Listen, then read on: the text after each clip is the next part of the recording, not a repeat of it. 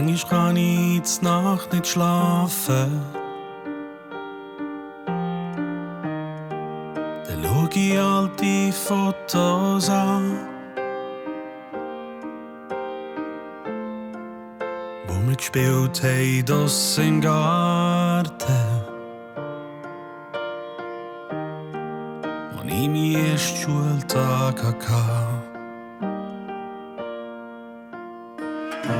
Meine Eltern und meine erste Liebe,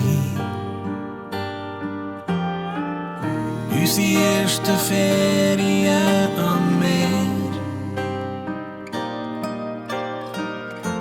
Wenn ich so blättere durch das Album, dann spüre ich tief in mir Dankbarkeit, Dankbarkeit, weil mein Leben hat's gut mit mir gemeint. Dankbarkeit,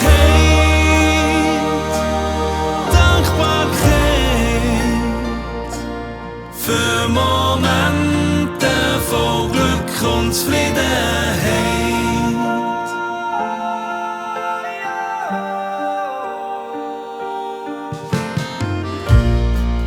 Manchmal trifft man alte Freunde. Man erzählt einander, was so war.